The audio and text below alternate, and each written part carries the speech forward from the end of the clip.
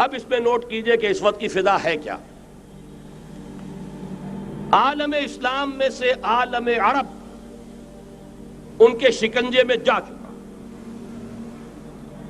کیوں بنا کر کھڑے ہوئے ہیں اسرائیل کو ماننے کے لیے اور سر تسلیم خم کرنے کے لیے.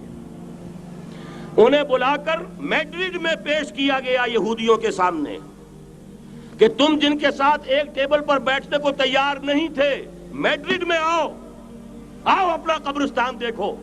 یہ اسپین کی سرزمین جہاں تم نے 800 برس حکومت کی تھی، یہ تمہارا قبرستان، یہاں آؤ اور بیٹھو اور ان کے ساتھ بات کرو. گئے تھے کہ نہیں تمام فرنٹ لائن سٹیٹس میڈرڈ میں؟ حالانکہ کوئی بین الاقوامی کانفرنس کبھی میڈرڈ میں نہیں ہوئی. یا تو یہ واشنگٹن میں، بعد میں وہ سارے معاملات واشنگٹن میں چلے. شروع وہاں سے کیا، اس لیے کہ نیوز ویک کا کچھ عرصے پہلے کور سٹوری جو تھی 1992 is the year of Spain. Why? 1592 was the year of the fall of Granada. 1492 میں 1492 میں غرناطہ کا سقوط ہوا اور پورے آئیبیرین پیننسولا سے ایک ایک مسلمان بچہ نکال کر ختم کر دیا گیا، یا زندہ جلا دیے گئے، یا تہہ تیغ کر دیے گئے، یا جہازوں میں بھر بھر کر. اور آپ کو معلوم ہے میڈیٹرینین کی حیثیت کیا ہے؟ خلیج ہے، ایک معمولی سی خلیج. ادھر سے اسپین کا ساحل قریب آ جاتا ہے، اسپین کے ساحل سے جہازوں میں بھرا اور نارتھ افریقہ کے ساحل کے اوپر پھینک کر آ گئے. پورے ہسپانیہ میں جہاں 800 برس مسلمان کی حکومت رہی، ایک بچہ بھی مسلمان نام کا موجود نہ رہا. یہ تھا 1492 اور اب آیا تھا 1992. 1992 is the year of Spain.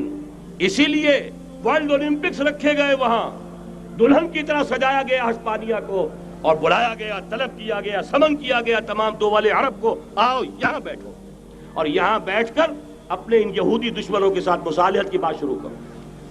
بہرحال نوٹ کر لیجئے، عالم عرب جا چکا.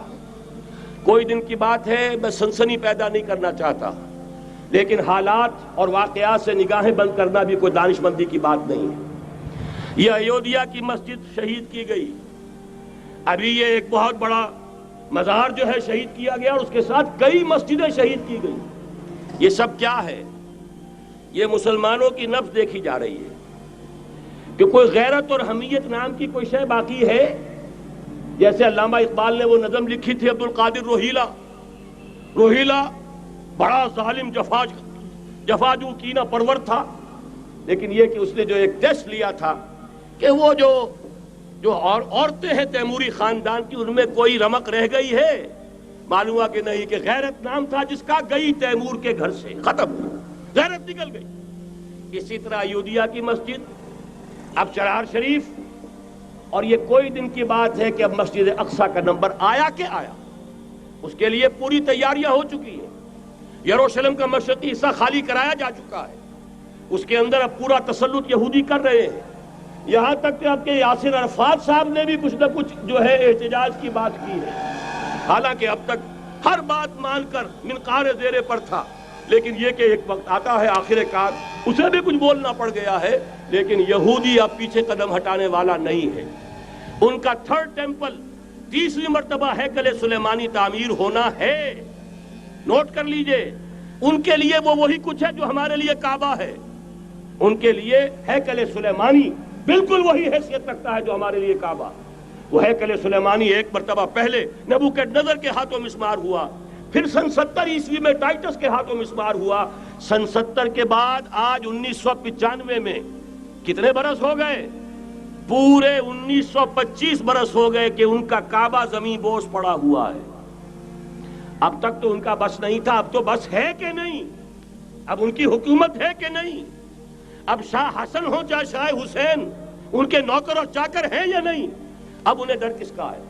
لہذا کوئی دن کی بات ہے، مسجد اقصیٰ شہید ہوگی اور ٹیمپل کی تعمیر شروع ہوگی.